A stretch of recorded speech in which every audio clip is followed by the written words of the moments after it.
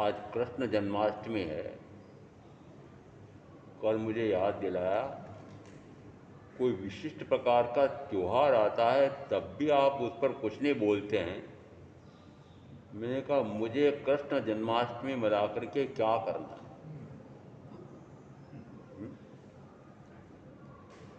जो कृष्ण जिसकी कृष्ण मार्गी जो जिस कृष्ण को मानते हैं,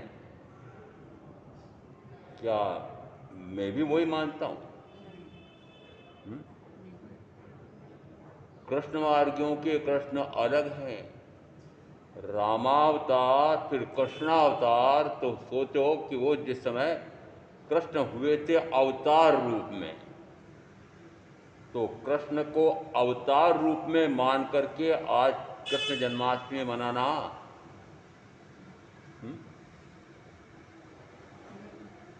फिर है भावी तीर्थंकर किसे देखा? अभी क्या है? तो फिर ये आगे आगे क्यों सोचते हो? अभी तो मुझे वर्तमान देखना है। कि क्योंकि आपको भावी पता है इसलिए आप बोल रहे हो। जिसको कुछ भी पता नहीं उसको क्या पता? वह तो वर्तमान देखना चाहता है। वर्तमान वर्ते सदा, वर्तमान में वर्तन करो। भूत का काल व्यतीत हो गया है, जो हो गया वो मेरे हाथ में नहीं है, और अगला क्षण अगला काल आएगा कि नहीं ये मुझे ज्ञात नहीं। तो फिर कौन से क्षण में वर्तन करूं कि वर्तमान का क्षण मेरे हाथ में है, पूर्व का क्षण चला गया, अगला क्षण आएगा कि नहीं?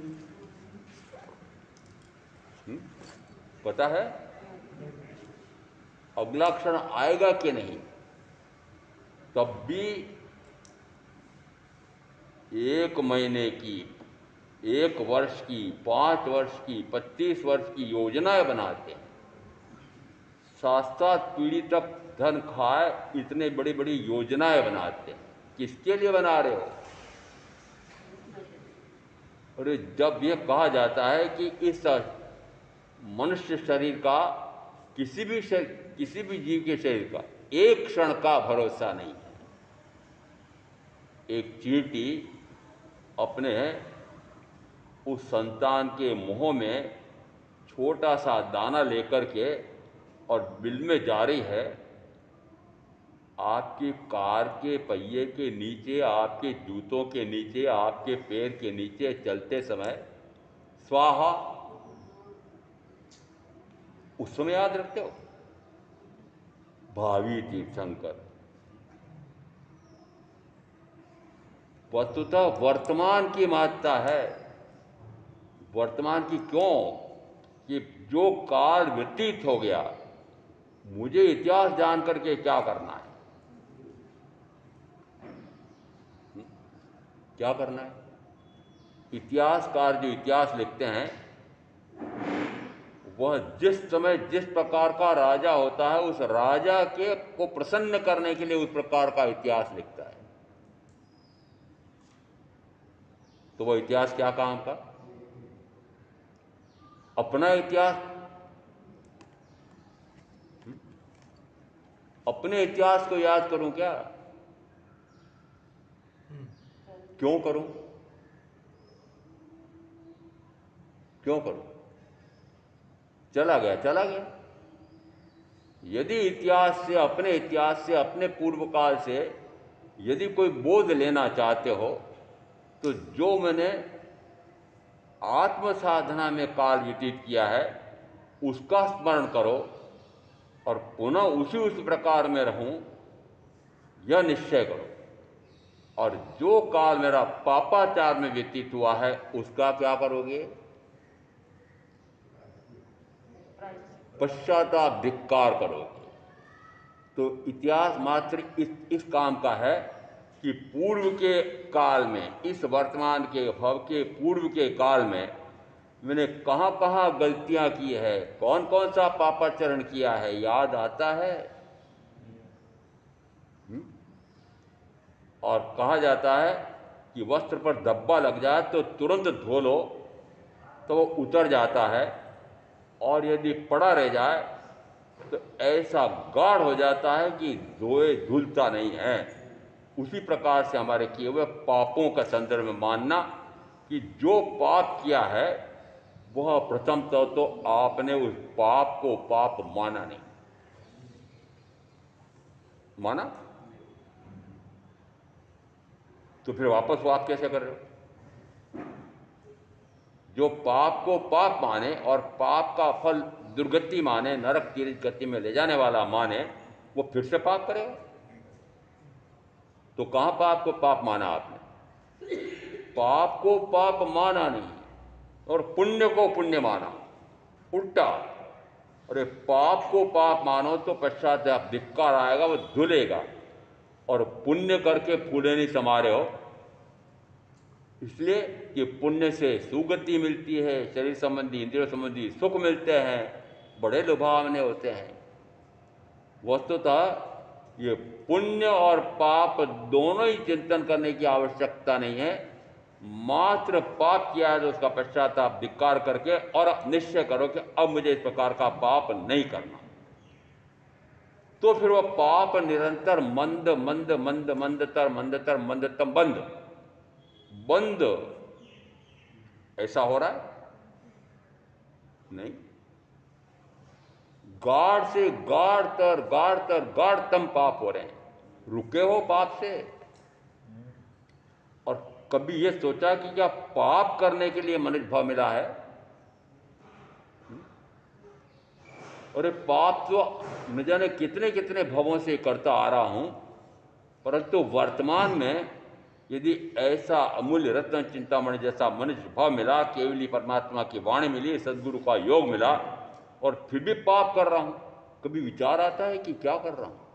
क्या करने के लिए आया था और क्या करने बैठ गया? कभी विचार किया? इस मनुष्य भाव का लक्ष्य क्या बनाया? कि मनुष्य हैं तो मनुष्य होने के कारण से बुद्धि बहुत अच्छी मिली है। बुद्धि आत्मा का गुण मानो तब तो सर्वश्रेष्ठ है ही, परंतु वैसी भी बौद्धिक शक्ति मनुष्य अधिक होती है, और जिसके पास बौद्धिक शक्ति अधिक है वो उस बुद्धि का उपयोग क्या करता है कि मात्र खूब ऊंचे से ऊंचे पढ़ाई करो, खूब अधिक से अधिक कमाई करो और खूब डट करके कस करके भोग भोगो। तो बुद्धि भी भ्रष्ट हुई, बुद्धि भी भ्रष्ट हुई। इसका अर्थ है कि जिस बुद्धि को अपने आप के चिंतन मनन के लिए लगाना चाहिए थी, वह बुद्धि भी मात्र शरीर सुख, परिवार सुख, धन सुख, वैभव सुख की चिंता में लग रही है। उल्टा सारा काम उल्टा कर रहे हो। और जब उल्टा काम करता है तो कहा जाता है कि नरक की कुंभियों में जिस समय जन्म लेता है उत्पाद, उस समय वह कुंभियों में भी उल्टा लटकता है, और फिर प्रथम 3 नारकियों में वे परमाधामी देव भी उल्टा लटका करके इतना मारते कूटते हैं कि वो पढ़ो तो सिहर जाए कि वो ऐसा ऐसा दुख उठाना पड़ता है। वो इसलिए पढ़ो, उनको इसलिए सुनो ना, नेरियों के दुख इसलिए पढ़ो, इसलिए सुनो कि मैं ऐसा काम वापस ना करूं कि मुझे ऐसा वापस नरक गति में जाना पड़े। और नरक गति में क्यों जाना पड़ता है? कि पाप से। तो पाप भीरु हो, पाप से डर लगता है, कदम कदम पर पाप है, एक एक क्षण में पाप है। कौन सा ऐसा क्षण आपका बीत रहा है कि जिसमें पाप का भाव नहीं है? न जाने क्या क्या पापाचार कर रहे हैं, पता ही नहीं लग रहा है कि पापाचार, और पापाचार को पापाचार मानते नहीं है। और निकाचित की परिभाषा में कहा जाता है कि पाप तो करता है परंतु पाप को पाप नहीं मानता, तो वो कर्म निकाचित हो जाता है। आपने पाप को पाप माना? और इस पाप की क्या परिभाषा? मनुष्य जैसा कर ले वो परिभाषा, क्योंकि पाप की परिभाषा महावीर ने नहीं बताई। सीधा हिसाब के छिप करके किया जाता वो पाप है।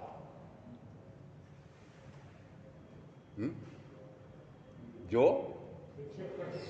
छिप करके किया जाता वो पाप है। पांच इंद्रियों के भोग, पांच इंद्रिय का भोग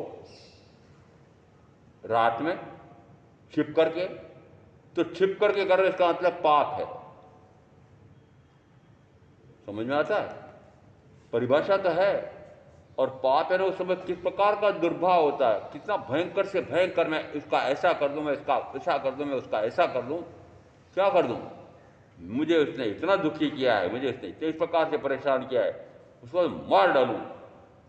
और ये कहां तक का भाव हो रहा है, यानी कितने विकार के भाव, निरंतर विकारी विकार के भाव हैं, चाहे वह विकार शुभ रूप हो न चाहे अशुभ रूप हो, निरंतर विकार का भाव हो रहा है। और जब तक विकार है तब तक अनंत कर्म का बंधन, अनंत जन्म का अनंत दुख है। कभी सोचा कि मैं तो निर्विकार स्वभावी आत्मा हूं? विचार ही नहीं आता है। मैं भी सिद्ध समान शुद्ध निर्विकारी स्वभाव वाला आत्मा हूं। अब इस प्रकार का भाव आए तो निर्विकार स्वभाव प्रकट करने का पुरुषार्थ होगा। और यदि ऐसा भाव ही नहीं आए तो निरंतर, मतलब भाव तो बहुत ऊंचा हो जाता है यहां आते तक, फिर यहां से छोड़ के जाते हैं तब क्या हो जाता है, फिर वो कहीं वो, फिर वो के वो। यदि यहां आकर के थोड़ी सी शुद्धि हुई है, थोड़े भावों की शुद्धि हुई है, तो फिर वो शुद्धि 23 घंटे क्यों नहीं चलती? वो जो 23 घंटे आपने शुद्धि करके आए थे, वो यहां 1 घंटे में भी चलती रहती। कब प्रवचन पूरा हो और कब ये काम करना, ये काम करना, सामायिक पूरी हो जाती, ये काम सामायिक पूरी हो रही है, ये सामायिक आए तो अमुक अमुक अमुक अमुक प्रकार के काम करने हैं, वो अमुक अमुक कार्य करने हैं। वो कौन से काल में चल रहा है?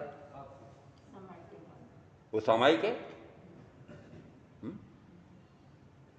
और अब जॉब बिठाना है, मैंने कहा किसका जाप करना चाहते हो?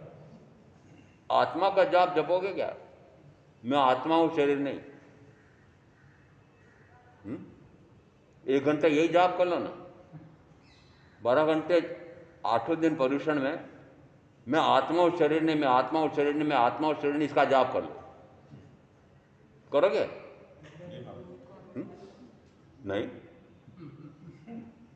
वो रट्टू तोते जैसे 5 पद बोलना अच्छा लगता है। उन पंच परमेश्वरी के आत्मिक गुणों का स्मरण आता है। यदि वे राग द्वेष मोह के विजेता हैं, तो क्या ऐसे राग द्वेष के विजेता ऐसा अपने आप का राग और द्वेष गलता है? वो मोह के विजेता हुए हैं, उनका नाम स्मरण करने से मोह गलता है। यदि वे जितेंद्रिय हो गए हैं तो क्या अपने इंद्रिय विषयों पर विजय प्राप्त होती है? यदि वो मोह पर विजय प्राप्त करने वाले हो गए हैं तो क्या उनका नाम स्मरण करने से मोह पर विजय प्राप्त हो रही है? और अंतिम आता है मोह जिन, जित मोह, पहले कहा जितेंद्रिय, दूसरा कहा चित्त मोह, और तीसरा कहा मोह जिन। अंतर समझ में आ रहा है? सबसे पहले क्या किया उन्होंने? इंद्रिय विषयों पर विजय प्राप्त किए। और इंद्रिय विषयों पर विजय प्राप्त हुई हो तो निश्चित मानना कि कषाय पर विजय प्राप्त होगी। इंद्रिय विषयों पर विजय प्राप्त हो जाए, कषाय पर विजय प्राप्त नहीं हो, ऐसा नहीं हो सकता है। कषाय पर विजय प्राप्त हो जाए, क्रोध मान माया लोभ। और कषाय की परिभाषा भी बड़ी विचित्र हुई है। कष यानी चतुर्विध संसार का आना। तो जिस जिस भाव से चतुर्विध संसार का आना हो रहा है वह कष, और आय यानी आना, कष धन आय। तो फिर बताओ कषाय में क्या क्या आ गया? कषाय में सारे विभाव भाव आ गए। क्यों?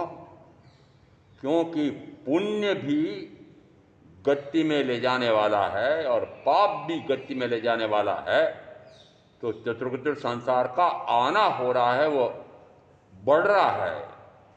तो चतुर्गति का आना जहां पर मिटाया जा सकता है, चतुर्गति का परिभ्रमण जिस भाव में मिटाया जा सकता है, उस भाव में चतुर्गति का निरंतर बढ़ाने का कार्य हो रहा है कि नहीं।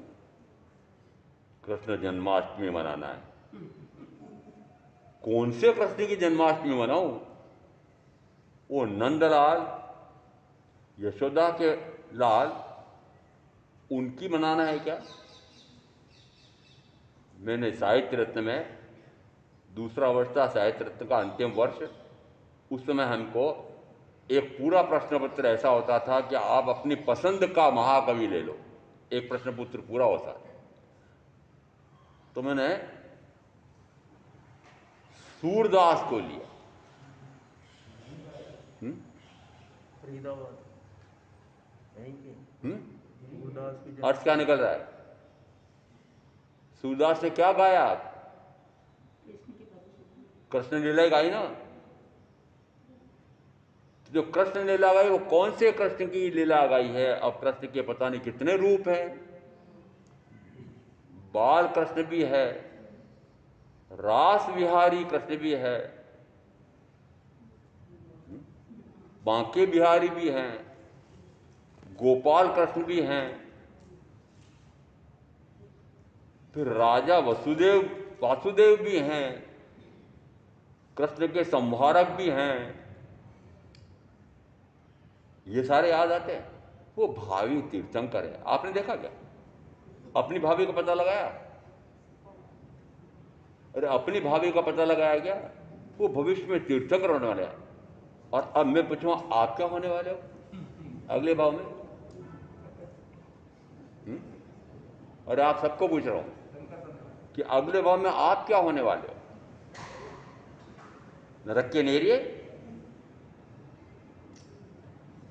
कोई विरोध करो, नहीं महाराज मैं नरक का नेरिया नहीं बनूंगा। बोलो। जो पाप से पूर्णता परे हो गया है वह कह सकता है कि मुझे नरक का नेरिया नहीं बनना है, मुझे टेनिस में नहीं जाना है। पाप से परे हुए हो? परे होना भी चाहते हो? होना चाहते हो। यदि अंदर में अटल निश्चय है तो तुरंत क्रियान्वित होता है ही नहीं, ढीली ढीली बात करते हो। ठाकुर स्वाति, ठाकुर साहब जो अच्छा लगे ठाकुर साहब को वो बोलते हो। आपको कौन सा बोलना अच्छा लग रहा है? कौन सा बोलना अच्छा लगता है? और आज हमको जो अच्छा लगे वो बोला करो आप। आपको कैसा अच्छा लगता है? पुण्य की प्रेरणा करो महाराज, जाप की प्रेरणा करो महाराज, जब तक की व्याख्या करो महाराज, जब तक की प्रेरणा दो महाराज। परीक्षण आ रहे हैं तो जब भी करना है तब भी करना है। तो मैंने कहा 8 ही दिन करना है क्या? तो कहा हाँ महाराज। फिर 8 दिन के पहले और 8 दिन के बाद क्या करोगे?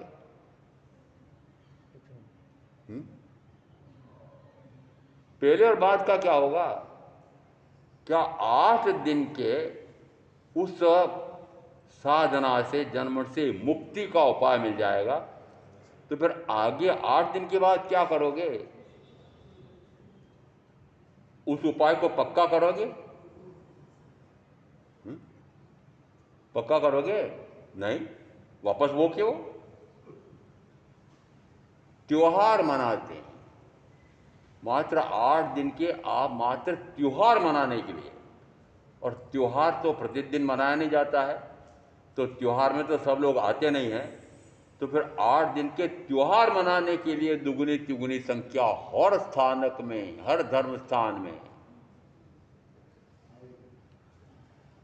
इसका अर्थ हुआ कि आपने निश्चित काल मान रखा है कि इस प्रकार के काल में ही आत्म साधना करना चाहिए, अन्य काल में तो जन्म से निरंतर परेशान होता रहूं, उस प्रकार का काम करने की पूरी छूट है। लूट है, छूट है कि लूट है? दिन रात क्या कर रहे हो? नींद में पाप नहीं चल रहा है? चल रहा है। और नींद में किया हुआ पाप पाप नहीं है? स्वप्न में किया हुआ पाप पाप नहीं है। अज्ञानता में, अबोधता में, गर्भ के काल में, पूर्व के भाव में अज्ञानता थी, अबोधता थी, कुछ भी नहीं समझता था, तिरंज था, नेरिया था। उस समय जो पाप किए हों तो पाप नहीं है ना, क्यों? मैं जानता ही नहीं था कि पाप है। अच्छा, अब जान लिया कि वो पाप, तो अब क्या करोगे? अरे अब मैंने बता दिया कि आपने अभी तक का मनुष्य जो बिताया है वो पापाचार में गया, यह मैंने अभी बता दिया। कोई मना तो करो, मैंने पापाचार में नहीं बिताया, पापाचार में बिताया। अब यदि पापाचार में बिताया है, मैंने कहा पाप का फल दुर्गति होती है, तो फिर पाप का पश्चाताप धिक्कार करोगे? हाँ महाराज, धिक्कार करेंगे। हम सुबह प्रतिक्रमण करते हैं, फिर दिन भर वापस पापाचार करते हैं, शाम को फिर प्रतिक्रमण करते हैं, फिर रात भर वापस पापाचार करते हैं, फिर सुबह प्रतिक्रमण करते हैं। मैंने प्रतिक्रमण है वो,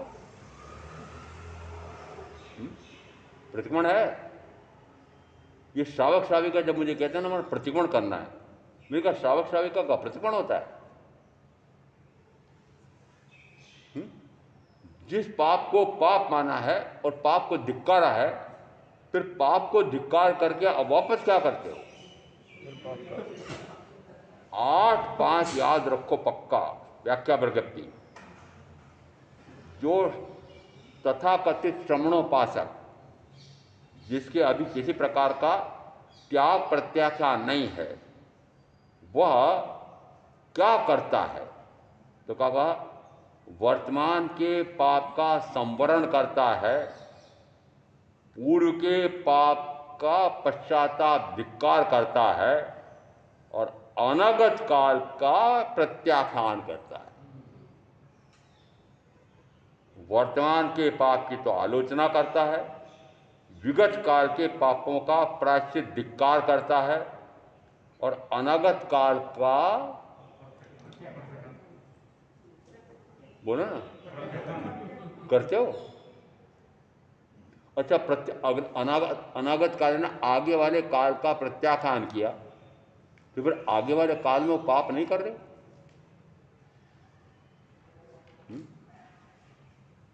पता तो लगाओ कि क्या साधना चल रही है। जिस पाप को पाप माना हो, तो प्रथमतः तो पाप को पाप माना हो, तब यदि पाप को पाप मान ले और धिक्कार पश्चाताप कर ले तो पुनः पाप नहीं कर सकता। कि जिस कार्य को उसने धिक्कार नहीं के माना है, उसको धिक्कारा भी है, फिर वह पाप करेगा? आप तो कर रहे हो, आप तो कर रहे हो। तो श्रावक श्राविका का प्रतिक्रमण कहां से हुआ?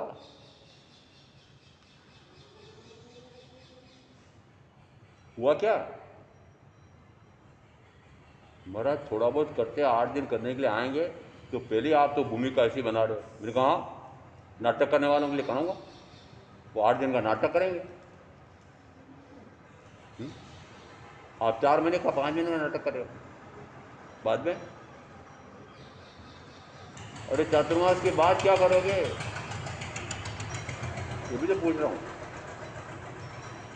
यदि चातुर्मास पूरा होते होते आत्मा की शुद्धता प्रकट हुई है, तो उस आत्मा की शुद्धता को बढ़ाओगे कि वापस अशुद्ध हो जाओगे?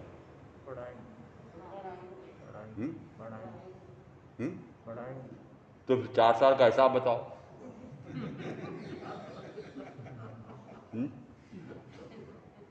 4 साल पहले तमाशा किया था मैंने, अब 4 साल का लेखा लेना चाहता हूँ कि 4 साल में आपका पापाचार घटा। यदि पापाचार घट गया हो, मिट गया हो, तो फिर चौमासे की जरूरत नहीं। किसकी? यदि पापाचार मिट गया हो, और पापाचार मिट गया तो फिर जमीन पे बैठ सकते हो, सामने बैठ सकते हो। पाप से परे होगा तो कहाँ जाएगा, कहाँ बैठेगा? पाठ पे बैठेगा। कौन बैठा? किसका भाव है? बातें हैं, बस सुना दो महाराज। बस आप न तो हमसे कुछ बोलो, न डांटो फटकारो, कुछ मत करो, आप तो बस सुना दो। आपको सुनाने का काम है, हमारा सुनने का काम है। वापस स्मरण रखने का ये मत पूछो, पालने का ये भी मत पूछो महाराज। सुन तो रहे हैं आपको, मैंने कभी एहसान करे मेरे क्या कहता हूँ, एहसान सुनने आ रहे हो तो मेरे पर एहसान एहसान कर रहे हो ना।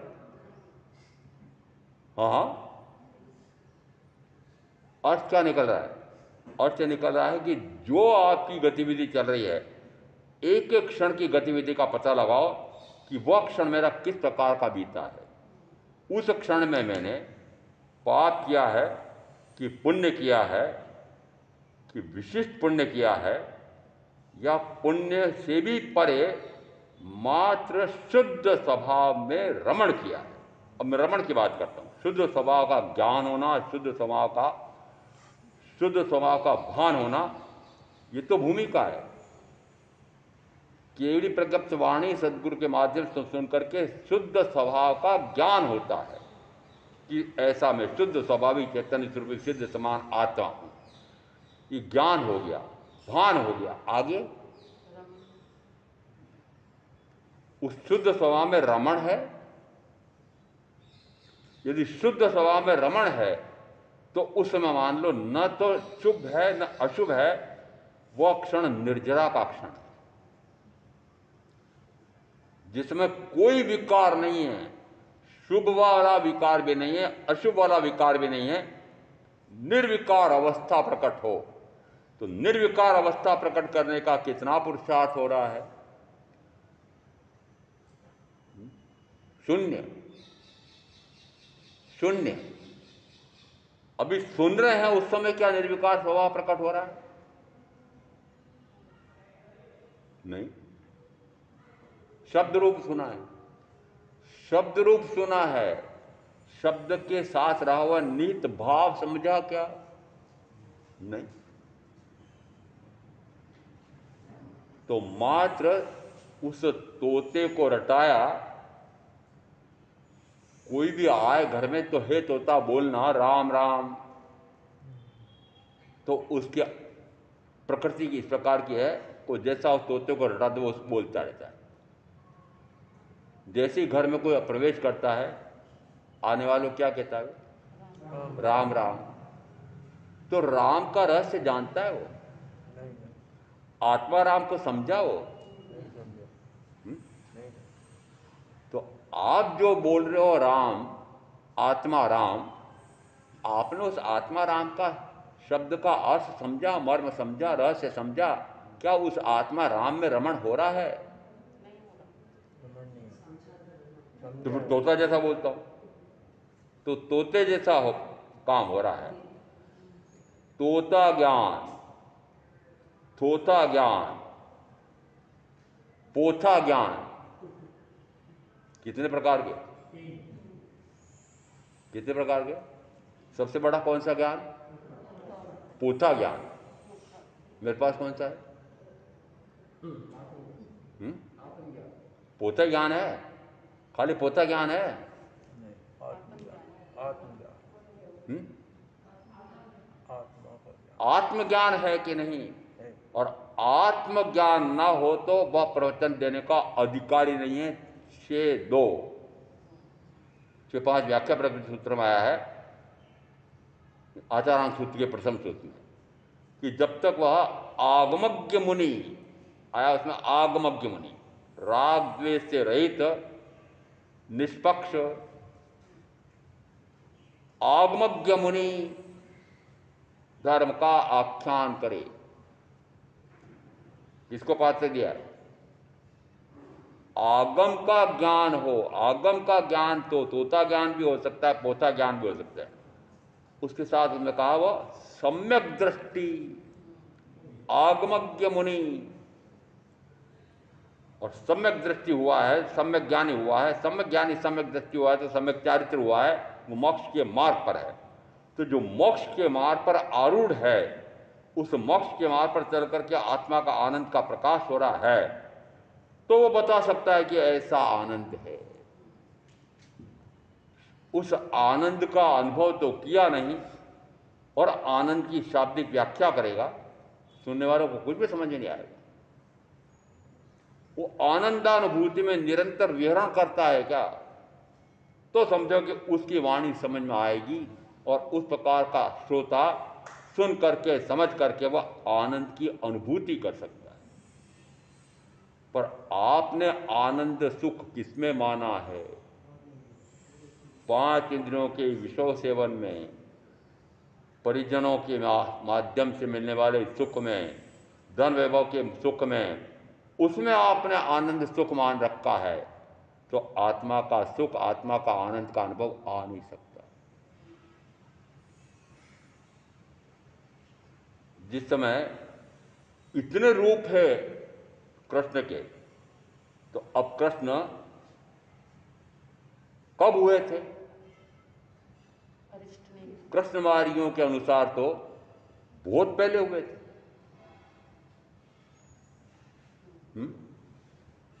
और जैन की अपेक्षा से भगवान महावीर के 250 वर्ष पहले भगवान पार्श्वनाथ, और उनसे 1000 वर्ष पहले अरिष्टनेमी परमात्मा। तो हमारे कृष्ण कितने काल पुराने हैं? ये 2600 से कम तो निर्वाण पश्चात हुए, फिर उनका काल 72 वर्ष, फिर 250 वर्ष बीच में भगवान पार्श्वनाथ और भगवान महावीर के बीच में, और उसके बाद अरिष्टनेमी। फिर अभी हुए, अभी भी हुए। और कृष्णावतार कब हुआ? 7 अक्षौणी सेना एक तरफ खड़ी है, 11 अक्षौणी सेना दूसरी तरफ खड़ी है, और उस समय जैसी दोनों सेनाएं आमने सामने खड़ी हैं, मात्र राज्य लिप्सा, भोग लिप्सा, धन लिप्सा, इसके लिए युद्ध हो रहा है। युद्ध किसके लिए होते हैं? राज्य लिप्सा, मुख्यतः इसमें से राज्य लिप्सा। राज्य हमारा है, इन्होंने बालपन में दबा लिया है, इस कारण से वापस हमें मिलना चाहिए, और नहीं दिया है। यदि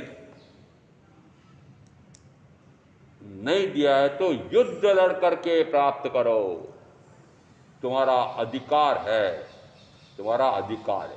किसने कहा? कृष्ण महाराज ने कहा, भावी तीर्थंकर ने कहा। कूटनीतिज्ञ, राजनीतिज्ञ कृष्ण ने कहा। समझ आ रहा है?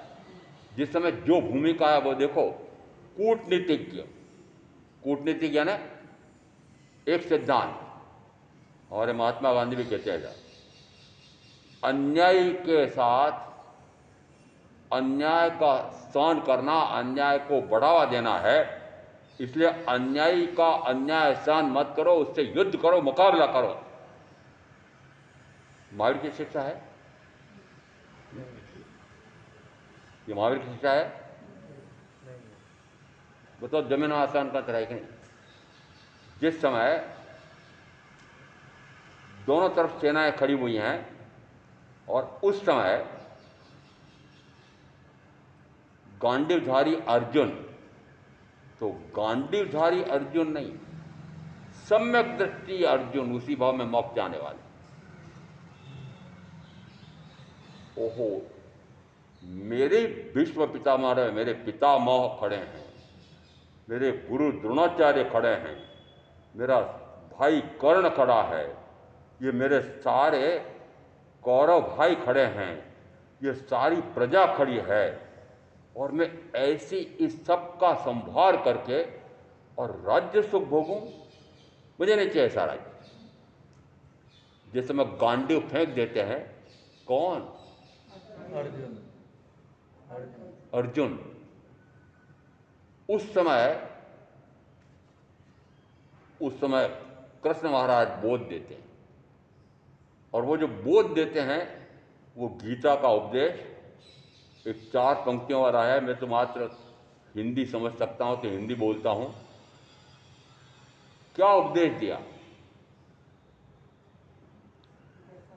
आत्मा तो अजन्मा है, अजर है, अमर है। आत्मा तो मरता नहीं है, आत्मा तो मरता नहीं। मरता नहीं है। हे अर्जुन, आत्मा तो मरता नहीं है, पानी से गलाए गलता नहीं, अग्नि से जलाए जलता नहीं, पत्थर से तोड़ा तड़ता टूटता नहीं, हवा से उड़ाए उड़ता नहीं। ये चार विशेषण देके बताया यह आत्मा का ऐसा स्वरूप है। और ये चार बता करके कहा ये जितने सामने खड़े हुए हैं ये तो शुद्ध आत्मा है, आत्मा तो मरता नहीं है। और शरीर के दो टुकड़े करो तो वो तो पुद्गल है, इसलिए तू तो मार, तू तो मार।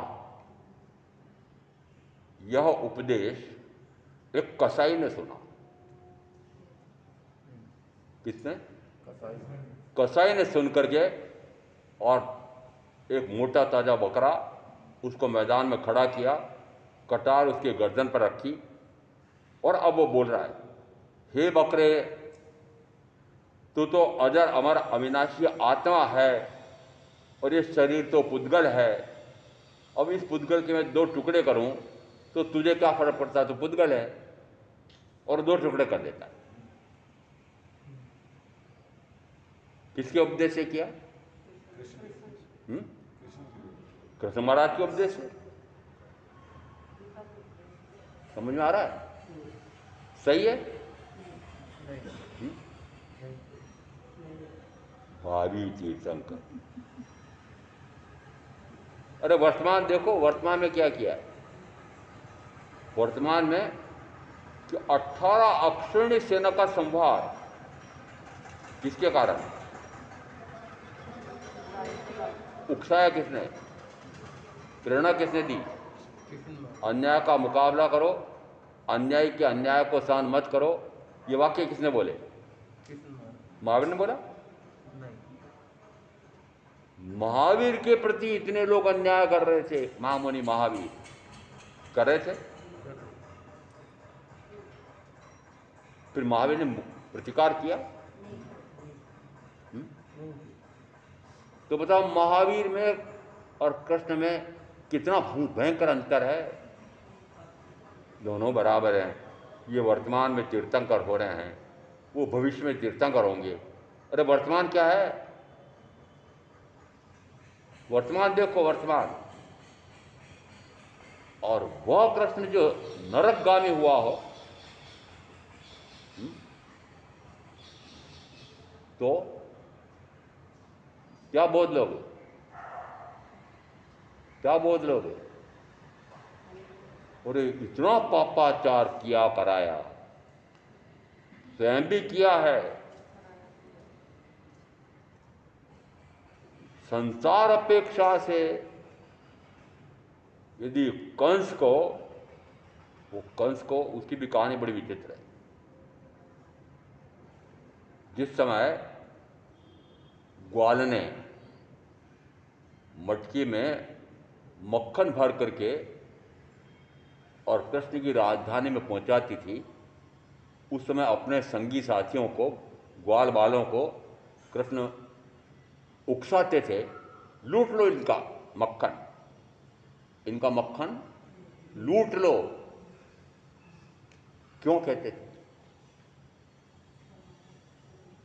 गाय हम चराएं दिन भर धूप में, गाय दिन भर धूप में हम चराएं, और इन गायों का दूध, फिर उसमें से निकला हुआ मक्खन, ये कंस और उसके सेना खाए। ये क्यों? कितनी गहरी राजनीति थी, कितनी गहरी उसमें गोरक्षा नीति थी कि गायें तो हम पालें। और आज भी ये स्थिति है। आज भी किसान ग्वाला जो खेती करता है, बढ़िया से बढ़िया उपज तो ये सारे सेठी खा जाते हैं, बढ़िया से बढ़िया दूध तो, दूध नहीं, दूध भी, दही भी, घी भी, ये सारे तो बड़े बड़े सेठ साहूकार, ये राजा, ये खा जाते हैं। और वो गाल बाल, उनको तो छाछ भी नहीं मिलती। समझ रहे हैं? तो कृष्ण ने क्या कहा उस समय? बाल कृष्ण, लूट लो इनका। क्यों कहा लूट लो? क्यों कहा लूट? बहुत गहरी राजनीति थी कि ये कंस और उसके सैनिक और उसकी प्रजा, ये हमारे द्वारा उपजाया हुआ, हमारे द्वारा इतना परिश्रम किया हुआ ये माल खाएं और फिर हम दुखी होते रहें। ऐसा कैसे हो सकता है? हो सकता है 14-15 वर्ष की उम्र हो रही हो। 16 गिन लो। कितने? 16 गिन लो। और जिस समय जैसे ललकारते हैं, वो कंस तो ये मान रहा था कि देवकी के जितने बेटे थे उन सारे बेटों को तो मैंने मार डाला था। मार डाला था ना। प्रथम 6 जिस समय व्रत कन्या के रूप में जन्मती थी सुलसा के यहाँ, उसी समय देवकी के भी बेटा होता था, अदला बदली होती थी। फिर जिस समय कंस के सामने वो मृत कन्या ले जा करके देते थे कि देवकी की ये संतान है, मृत कन्या है, तब भी उसको शंका रहती थी तो उसको भी चट्टान पर पछाड़ करके मार के फेंकता। अरे मरा हुआ था, भय लगता था, भय लगता था। हमारी कहानी क्या है कि वे 6 बेटे तो सुलसा के यहां पर पल रहे थे। क्या कृष्ण मार्गियों की कथा है ऐसी? नहीं, कृष्ण मार्गियों कथा ही नहीं। 7वें के लिए कथा है, वो सब करीब करीब मिलती है कि 7वीं संतान जब हुई, उन्होंने कहा 6 तो मैंने मार ही डाले हैं, अब 7वीं संतान है। तो 7वीं संतान जिस दिन होने है, उस दिन इतना कड़ा पहरा कराया था कंस ने आदेश दे करके। परंतु योगानुयोग, अब क्या कारण होता है पता नहीं मुझे, परंतु जिस समय वो संतान उत्पन्न होती है उस समय सारे पहरेदार ऊँग रहे थे, सोए पड़े थे। और उस समय टोपले में सजा करके और बाहर ले जाते हैं। जाते से ही सामने यमुना आ जाती है। यमुना पूर्व पे है, यमुना पूर्व पे। अब कैसे जाएं? तो भाव किया, हे यमुने मुझे मार्ग दे दे, बहुत महत्वपूर्ण कार्य है। यमुना ने मार्ग दे दिया।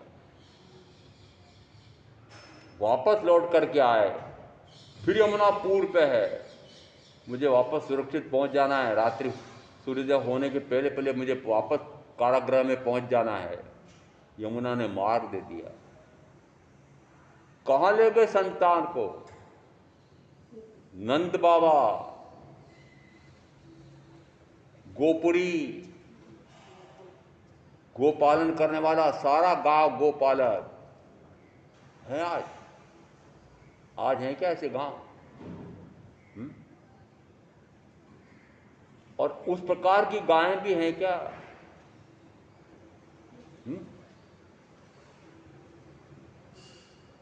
वर्णन कहां तक मिलता है? चित्र भी मिलते हैं आज तो, कृष्ण मार्गियों के चित्र आते हैं कि वो कृष्ण सीधे सीधे उस गाय का स्तनपान कर रहे हैं। दारोष्ण दूध और ऐसी शुद्ध गाय। तो शुद्ध गाय, जिस समय प्रथा थी कि चोटी बढ़े तो अच्छी लगती है,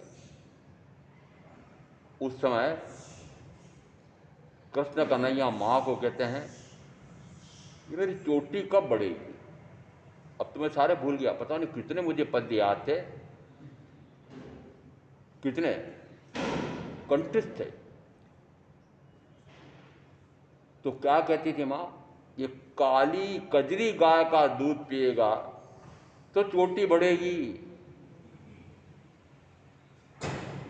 कोई विशेषता होगी, क्यों आया उसमें? फिर इस गाय की कोई विशेषता होनी चाहिए। इस गाय की विशेषता क्या? एक खब्बा होता है, उसके साथ रीढ़ जाती है। जिस समय सूर्य की धूप पड़ती है, सूर्य में स्वर्ण किरणें होती है। स्वर्ण किरणें, वो स्वर्ण की किरणें जिस समय उस गाय के खब्बे पर पड़ती हैं और खब्बे से वापस रीढ़ में होकर के और सारे शरीर में घूमती है, और वे स्वर्ण किरणें फिर दूध के माध्यम से, दूध कैसा होता है गाय का कि दूध भी होता है पीला, फिर दही जमाते तो वो भी होता है पीला, घी निकालते तो वो भी पीला। भैंस का समझ में आ रहा है? आप किसका दूध पिला रहे हो बच्चों को?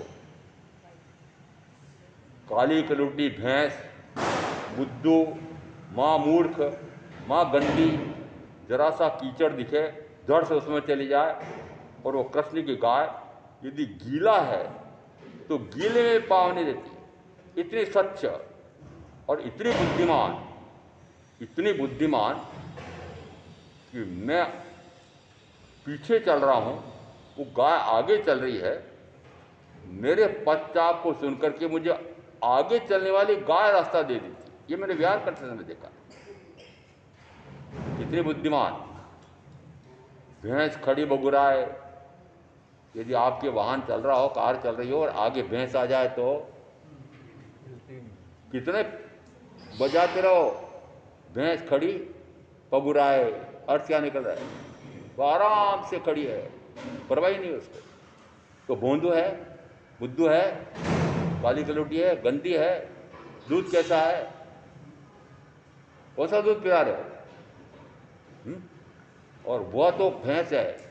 अब उसका भी छोड़ो, अब तो आप काली कलौटी गाय, सुअर, उसका दूध पिला रहे हो। आधी सुअर है, आधी गाय है, दोनों को जीन्स मिला करके बनाया। इसका अर्थ है कि व्यवस्था कहाँ से कहाँ बदल गई। जिस समय इनका ये मक्खन लूट लो, बहुत गहरी राजनीति थी। राजनीति क्या थी कि गाय हम पालें, दिन भर चराएं हम, और फिर उसका दूध निकले, फिर उसका मक्खन निकले। वो मक्खन तो कृष्ण और कंस के सैनिक आदि खाएं, और हम तो उसके लिए तरस जाएं, इसलिए ग्वालों को भड़का देते थे। ग्वाल बालों को, लूट लो इनका मक्खन, फोड़ दो, इनकी मटकी फोड़ लो। और जिस समय उनको माँ सजा देती, उस समय क्या बोलते हैं? मैया मैंने माखन खाए, ये मेरे ग्वाल बाल ये खा जाते हैं और मेरे मुंह पर मक्खन लिपटा देते हैं, और मेरे को आप सजा दे रहे हो। ये बाल कथा है। अब बताओ कौन से कृष्ण की बात करूं? एक वो बाल कथा भी है, फिर आगे बंसी, वन कुंजर में जाकर के और किसी पेड़ पर चढ़ गए और पेड़ पर बंसी बजा रहे हैं। उस समय न लोकराज का ध्यान है, न वस्त्रों का ध्यान है, और गोपिकाएं राधा दौड़ी दौड़ी चली जा रही हैं। कहाँ चली जा रही हैं? उसको क्या नाम दिया हमारा? रासलीला। अब रासलीला करने वाले कृष्ण की बात करूं क्या? रासलीला में कहाँ तक है कि जिस समय विदेशी यात्री यहाँ पर आते हैं, एक चित्र लेकर जाते हैं। कौन सा चित्र लेकर जाते हैं? कि एक तालाब है, उसमें कोई नवयौवनाएं नहा रही हैं, और एक ऊपर ऐसा बंसी बजाने वाला उनके कपड़े सारे उठा करके और अपने पास लेकर बैठ गया है। अब वो तालाब से नहाकर निकलना चाहती हैं, वस्त्र नहीं है, वस्त्र दे दो, हमारे वस्त्र दे दो। ये क्या था? ये रासलीला। ऐसे रासलीला वाले कृष्ण की बात करूं क्या? तो मैंने कितने रूप देखे कृष्ण के, और एक रूप वापस मैंने देखा। वो क्या देखा? कि इस प्रकार की गायें स्वयं चराने जाते हैं। उनको मना करती थी माँ, नहीं मैं जाऊंगा, मैं भी गायें चराने जाऊंगा। तो जिस समय माँ उनको गाय चराने पे भेजती है तो उसकी पूरी सज्जा करते हैं, वेशभूषा, ऊपर वापस वो मोर पंखी और ऐसा सजा करके उसको गाय चराने के लिए भेजते हैं। इसका अर्थ क्या निकला कि वास्तव में तो वो गोपालक थे। आज आज हैं क्या आपके बच्चे गोपालक हैं? आप नंद हैं, आप यशोदा हैं? हैं का? नहीं है। और माँ का लाड़ प्यार क्या गजब का, और उस पुत्र का माँ के प्रति कितना वात्सल्य का भाव, गजब का। तुलना करके देखो, आज इस प्रकार का उदाहरण मिलता है। श्रृंगार रस में मात्र 9 आए, परंतु सस्तई में सूरदास जी ने जो वात्सल्य का विशिष्ट वर्णन किया है, तो वात्सल्य रस को नया 10वां रस और समृद्ध करना पड़ा। 10वां रस, 9 रस होते हैं। इसका अर्थ यह है कि कौन से कृष्ण की बात करूं। और अब यहाँ चूंकि ये बहन कह रही महाराज जो भावी तीर्थंकर की बात करो, मैंने कहा भावी तीर्थंकर की बात करूं कि वासुदेव कृष्ण की बात करो? वासुदेव कृष्ण प्रतिवासुदेव का संहार करते हैं। वो प्रतिवासुदेव क्या है? 3 खंड का राज्य उसने घोर परिश्रम करके, युद्ध कर करके और वासुदेवत्व प्रकट किया है। उस प्रतिवासुदेव का राज्य छीनने के लिए प्रतिवासुदेव का संहार करते हैं और उसकी लाखों सेना का संहार करते हैं और वासुदेव बनते हैं। इतनी सेना का संहार, 6 खंड का राज्य प्राप्त करने वाला चक्रवर्ती कोई हिंसा नहीं करता है, और 3 खंड का राज्य प्राप्त करने के लिए घोर हिंसा। देखो कितनी विचित्रता है ये होने वाले। ऐसे उन चक्रवर्ती और इनमें तुलना करो कि वहां पर वो चक्रवर्तित्व का की साधना कर रहे हैं, चक्रवर्ती साध रहे हैं और उनकी हिंसा नहीं। और यहाँ 3 खंड का राज्य साधन के लिए घोर से घोरतम हिंसा, प्रतिवासुदेव का संहार करते हैं, लाखों लाख सेना उसका संहार करते हैं। ये युद्ध कैसा होता है, अनुत्तर योगी में उन लेखक उपन्यासकार ने क्या गजब का वर्णन किया है कि कैसा दुर्घर्ष युद्ध होता है, और उस युद्ध में अरिष्टनेमी को भी युद्ध में जाना पड़ रहा है। क्यों? कि राज्य की सुरक्षा करनी है। इस कारण से अब कथा में तो न जाने कितनी कथाएं मेरे पास तो है, कितनी कथाएं। मैं तो कथाएं बोलता नहीं हूँ, पर कल मुझे रविंद्र भाई ने कहा महाराज कल तो कृष्ण जन्माष्टमी है तो वो कथा तो बोल देना। मैंने कहा अब अंतिम कथा इनकी कह देता हूँ कि वे इस भाव में कहाँ गए हैं, कृष्ण का आयुष का काल पूरा हुआ तब कहाँ गए हैं? तीसरी नौरकी में। तो नरक में कौन जाता है? घोर से घोर पापाचरण करने वाला। तो पाप का फल आया, भोगना पड़ा, भोग रहे हैं। ये बात भिन्न है। ये बात भिन्न है कि वे वहां नरक से निकल करके, तीसरी नरक से निकल करके तीर्थंकर हो सकते हैं, चौथे नरक से निकल करके वे अरिहंत हो सकते हैं। इसका अर्थ है कि नरक से सीधे निकल करके मनुष्य भाव लेकर के भी तीर्थंकर हो सकते हैं, ऐसा हमारे आगम में आया हुआ है। इस अपेक्षा से हम कहते हैं वो भावी तीर्थंकर हैं।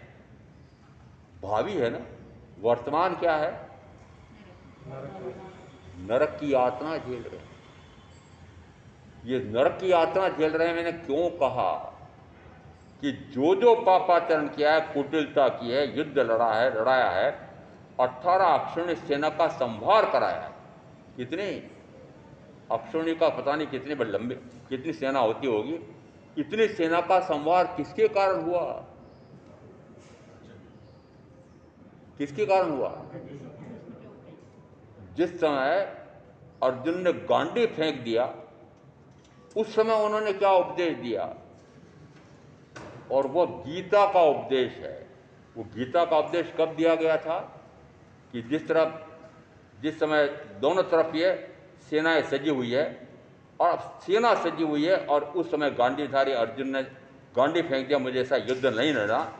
ऐसा संघर्ष करके इतने मनुष्यों की, अपने गुरु, अपने भीष्म पितामह, अपने कर्ण आदि भाई, ये मेरे सारे भाई, दुर्योधन कहो, सारे कहो, ये भी मेरे भाई, ये सारी मेरी प्रजा, इनका संहार करके, और मुझे ऐसा राज्य नहीं चाहिए। वो सम्यक दृष्टि अर्जुन बोल रहे हैं। परंतु वापस बोध देने वाले कौन? कि बोध देने वाले कूटनीतिज्ञ कृष्ण हैं। अन्याय का अन्याय सहन नहीं करना, अन्याय का मुकाबला करना, नहीं तो अन्याय को बढ़ावा मिलता है। और इस कारण से इतना बड़ा युद्ध हुआ है। अब वो युद्ध भी न जाने कितने काल पुराना है, कितने काल पुराना है। इसका अर्थ है कि अब तुलना करके देखो तो कौन से काल में जो हमारे होने वाले तीर्थंकर हैं वो कौन से काल के हैं, तो और इसने भी परमात्मा के काल के हैं। इस कारण से जिस समय एक उल्लेख जरूर करना पड़ता है, बड़ी सादरी में जैन दिवाकर चौधमल जी महाराज साहब का प्रवचन होता था। कृष्ण जन्माष्टमी के दिन सारे आ गए, जैसे ब्राह्मण भी उनकी सभा में आते थे, चारों जातियों के आते थे। उन्होंने पूछा, बताओ दिवाकर जी महाराज साहब, हमारे कृष्ण आपके बताओ, आप क्या मानते हो, वो कहाँ है? उन्होंने कहा, देखो भाई, तुम्हारे तो भगवान कृष्ण बड़े दयालु होते हैं। कि हाँ, उनको इतनी दया आई है कि सबसे अधिक दुख कहाँ होता है कि नरक में दुखी हैं बेचारे सारे, वो नरक के दुखियों का दुख दूर करने के लिए वो वहां गए। समझ में आया? जो कहना था वो भी कह दिया, और उनको प्रसन्न भी किया कि देखो तुम्हारे कृष्ण तो दूसरे जीवों के दुख को दूर करने वाले ऐसे प्रकार के हैं। तो दोनों बातें कह करके उन सारे ब्राह्मणों को प्रसन्न कर दिया। अब मुझे कलाएं आती नहीं है, मुझे साफ साफ बोलता हूँ, श्रोता को प्रसन्न करके बोलूं, मेरे वाणी सुनकर के श्रोता प्रसन्न हो जाए, मैं तो नहीं बोलता। वो रुष्ट हो जाए, क्रोधी हो जाए, अपने आप पर ऐसा क्रोध करें, मैं क्या पापाचार कर रहा हूं, तो लगेगा हाँ ये प्रवचन सही हुए हैं। और ऐसा प्रवचन सुनकर के जिस समय आप अपने आप में सावधान हो जाएं, अपने आप में सावधान होने का अर्थ होता है कि ये अमूल्य मनुष्य भव को, वितराग वाणी को, सदगुरु के वचन को सार्थक करने के लिए ऐसा पुरुषार्थ करूं कि मैं एक भाव करके तीसरे भाव में, 7-8 भाव में मोक्ष चला जाऊं। इस प्रकार का तत्व का सुर समझ करके मैं आप जो साधना करेंगे उनका विश्व कल्याण होगा। ओम शांति।